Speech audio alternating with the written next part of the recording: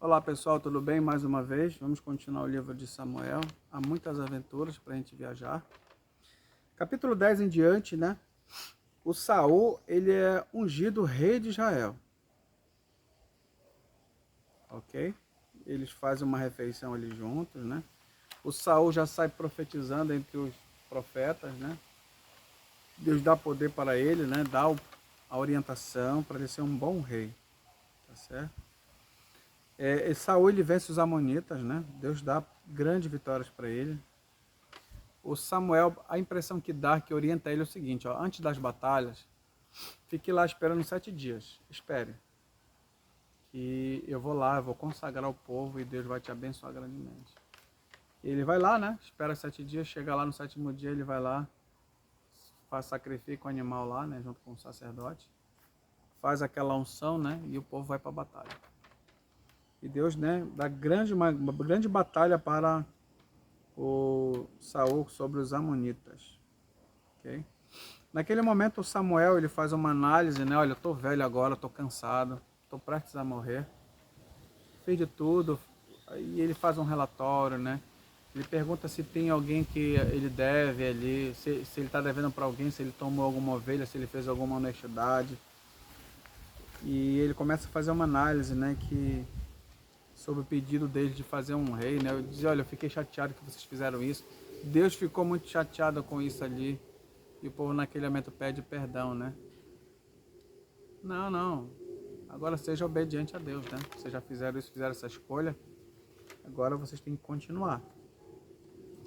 Saul, né, luta com os filisteus. E agora é o momento em que ele deveria cumprir as palavras, né, do Saul. Do Samuel, né? Saul deveria cumprir. Espere 7 dias, mais uma vez. Só que começou a batalha a vir próximo, vieram os filisteus, né? E aquela pressão, né, de todo mundo ali. E aí, Saul? Não tem o WhatsApp para mandar mensagem, não tem uma chamada de vídeo para mandar, não tem um mensageiro. E cadê o profeta? E ele pega lá e sacrifica os animais, que não era a função dele sacrificar. A função dele era governar. Mas ele acabou, forçado pela circunstância, cometeu o seu primeiro erro, né? Ele sacrificou um animal ali, né? Ele praticou um ato religioso, né? Ele foi... Não, eu preciso fazer a oração ali, etc. Eu preciso fazer essa parte religiosa ali. Eu preciso fazer o sinal da cruz. Eu preciso... Se mesmo aquilo tem um significado. Eu preciso fazer tal coisa antes de tal coisa. E ele desobedeceu ali naquele momento a ordem do profeta, né? Ele foi reprovado, né? Foi puxado a sua orelha. Mas mesmo assim o Senhor, né, providenciou uma vitória muito grande através de Jonathan, né? Naquele momento a história parece que corta a narrativa, aí aparece o Jonathan, né, o filho dele, de Saul, guerreando contra os filisteus e grande batalha. Paralelamente acontece lá o Saul com seus homens, e ele faz uma promessa, olha, enquanto a gente não vingar esses filisteus, ninguém vai comer nada. E todo mundo com fome, né? Quem está na batalha sente uma fome voraz, né? Você está ansioso, você está querendo medo de morrer, você está cansado, você está suado, com um monte de tralha ali. E o Saul faz uma promessa desgramada dessa, né? De que maldito é aquele que comer enquanto a gente não vencer a batalha. E todo mundo vendo mel ali, vendo carne. E naquele momento o filho dele não tinha ouvido, né? Ele foi lá ver um mel lá e comeu, diz que os seus olhos brilharam, né? E ninguém falou nada. Aí tem um certo momento que eles pediram que eles estavam tanto fome, eles começaram a matar um animal lá. O animal não estava nem morto direito, já estava comendo com sangue e tudo. E o Saul falou, olha, pare com isso, pessoal. Coma, mas não pegue contra o Senhor. Né? E o Saul soube que o seu filho tinha comido mel, né? Antes dele autorizar. E ele queria matar o seu filho, né? E o povo salvou de matar, né? Tá certo? Agora aconteceu um outro fato aí, né? O povo estava defendendo o Jonathan porque Deus Senhor tinha abençoado ele, né? Mas mesmo Saul queria matá-lo, né? Mas o povo defendeu. E teve uma desobediência do Saul, né? Saul cometeu mais um erro. É querer agradar a Deus da sua maneira, né? Caim ele foi chamado, orientado que ele deveria oferecer um sacrifício com um animal. Caim disse, não, vou fazer do meu jeito. Assim foi a história do Saul, né? O Saul queria oferecer sacrifício. Deus falou, eu não quero sacrifício, eu quero que você mate tudo que tiver naquele povo. Aquele povo é malvado, então elimine tudo, não quero nada. Não quero nem ovelha, não quero nada. E o Saul pensou assim, rapaz, eu vou trazer a melhor oferta para agradar o Senhor. Estou meio enrolado mesmo com Deus, né? Ele trouxe um monte de ovelhas, das mais gordas, trouxe o rei, trouxe tesouro, chegou lá. Aí, nesse intervalo de tempo, Deus fala com Samuel, Samuel, eu estou profundamente decepcionado com Saul. Eu me arrependo de ter estabelecido ele como rei. E naquele momento Samuel ficou com o coração, aquela angústia, aquela noite toda. E ele, de manhã, ele vai lá, né, e fala com ele, né? Antes de chegar com ele, houve o balido, né, de falar balido, né? Aquele barulhinho que a ovelha faz, berra, né? E ele pergunta, o que é isso aqui que tu tá vendo aí?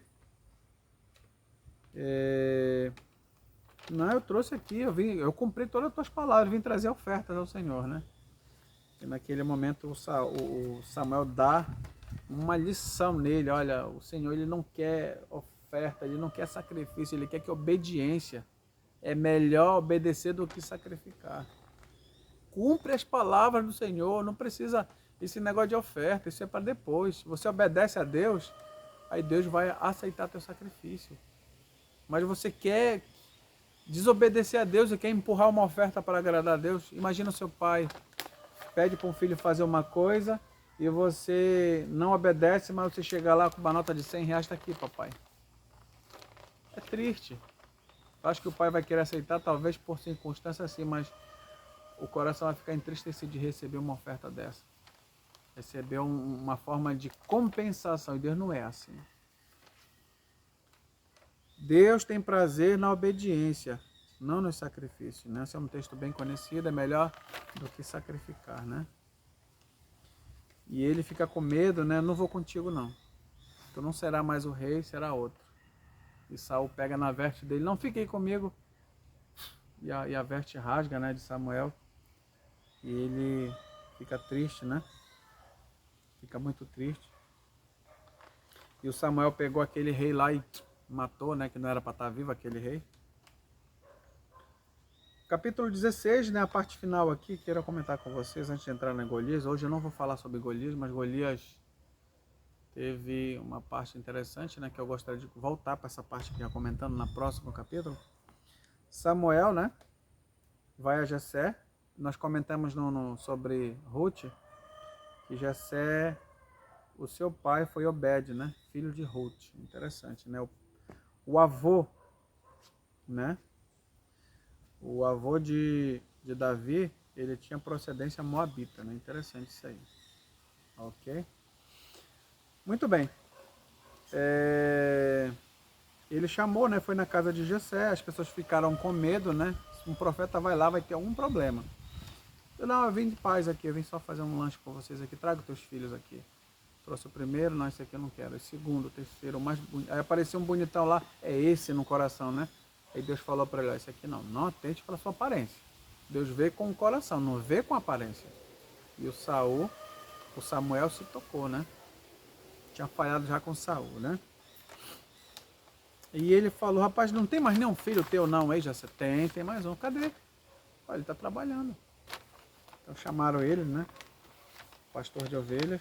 E na frente dos seus irmãos, o Davi, ele foi ungido, né? Um significado ali, né, talvez forte, eu não sei o momento, mas ele foi ungido na frente dos seus irmãos, né? Interessante que o Davi tocava harpas, né? E do nada, vê que as histórias vão se cruzando na vida de Saul, né? Saul começa a preparar a mente, né, para vir Davi na sua vida. O Davi não foi introduzido na vida de Saul de uma vez, ele foi pouco a pouco. Ele era um homem habilidoso em tudo, no trabalho, tocava harpas e tocava alguns outros instrumentos, era um poeta. Era uma pessoa que não tinha medo, mas estava ali no seu cotidiano simples, humilde. E no momento certo ele foi chamado, mas ele estava preparado. Ele era um homem que estava disposto a servir a Deus ali, mas estava preparado para qualquer situação. E ele tocava harpa, né? Foi dito por rei que tinha um rapazinho que era pastor de ovelhas, ele tocava e poderia ajudá-lo na sua crise. O Saul estava passando por uma crise de depressão, estava se sentindo rejeitado por Deus, por Samuel. E foi naquele momento em que ele vai para tocar harpas e ele sentiu muito melhor, tá certo? Mas aí o rei Saul foi para uma guerra com os filisteus, guerrear contra o Golias, né, um dos que aparece na história, e ele volta para o seu trabalho como pastor e não pôde ir para a guerra porque ele era muito criança ainda. E sobre isso que nós vamos falar no próximo vídeo. Continue conosco. Se você gostou desse conteúdo, compartilhe. Se você não compartilhar, se você viu, está de bom tamanho.